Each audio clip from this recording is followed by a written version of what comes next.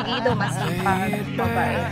Sa lahat ng pinakilala ko sa amin, sa bagay isa lang na yung pinakilala ko. Siya lang yung nagustuhan ng tatay ko. Siya lang ang nakasundo ng tatay ko. Kasi yun na lang pandesal. Pero seryoso, napakaano niya, sobrang galing niya makisama. Tapos sobrang masayahin. If I write it down and hold it masakit. would it give me this feeling whenever I need it? Ayan o. Guys. Tell me it will always be like this. Yun ang pinanghawakan ko sa kanya. Kasi may tiwala ako sa kanya. Hindi ko nakikita sa kanya na titingin pa siya sa iba. 100% ako.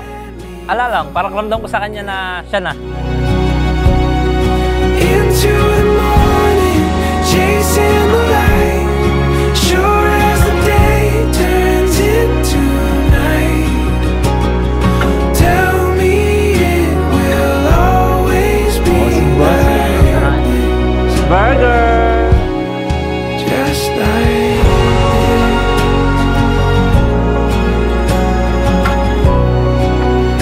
Gusto ko kung paano alagaan ng tatay ko, yung nanay ko.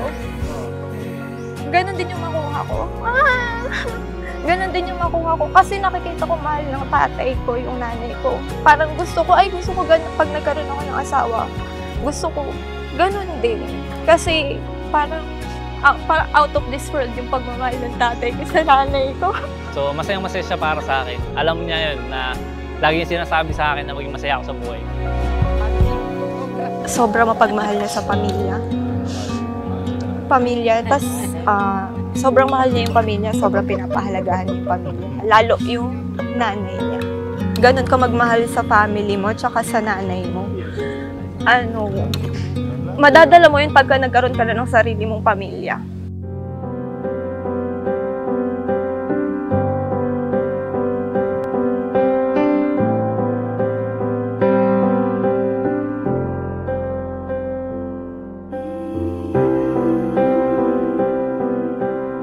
Dear Sid, bago kita makilala, I was really heartbroken.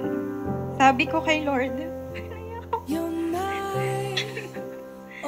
ikaw ngay Lord, kung ganito pala kasakit ang magmahal, I don't want it anymore. All I want is peacefulness. Then a year after, He sent. Pakiramdam ko noon, dumating ka lang sa buhay ko nang walang dahilan. Pero habang nakikilala kita, ikaw pala yung peacefulness na pinagdarasal ko noon. Tada! Naiiyak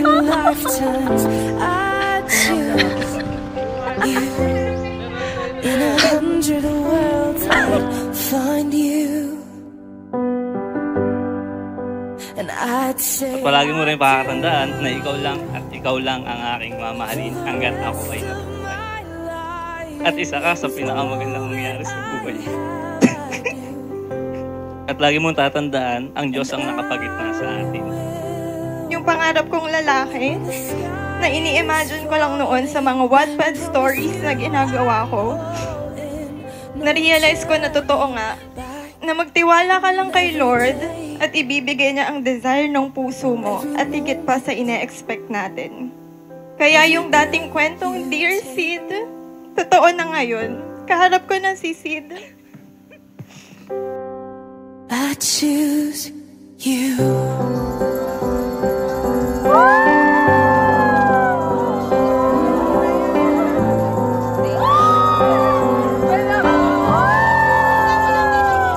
This is more than just our wedding. This is etched into eternity. Salamat at meron akong ikaw. Thank you for giving me the best 8 years of my life yet. And I thank God for giving me the hidden desire of my heart. Di ka man nila paborito, ikaw naman ang paborito ko sa lahat ng aspeto. Ibibigay ko ang lahat ng pagmamahal, oras, effort, atensyon at validation na hindi mo na kailangang hingin para makuha. You deserve to experience all the beautiful things in this world. Hi, Sita. This is the day that the Lord has made for us.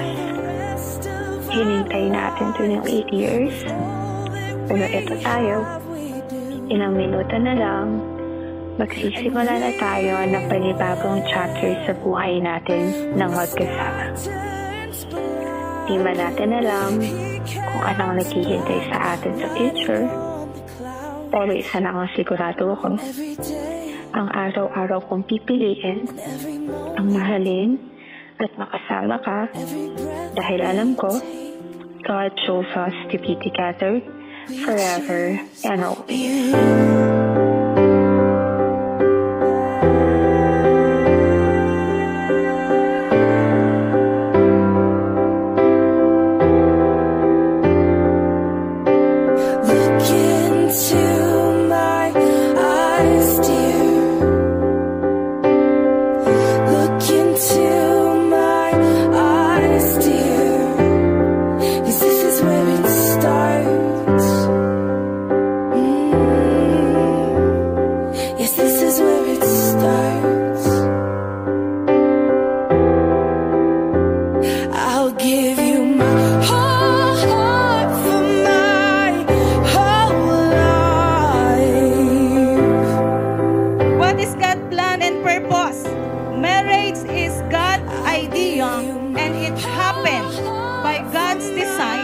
It is a covenant.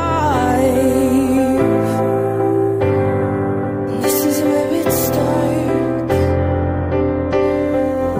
To Sarah David Angeles, thank you for choosing me kung sino man ako. Mahal na mahal kita palagi.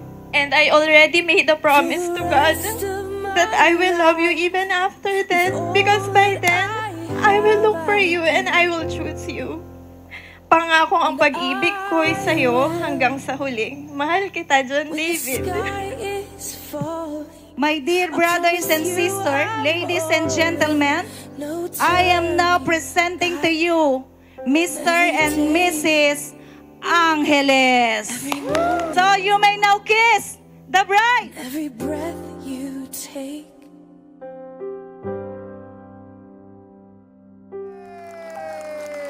That you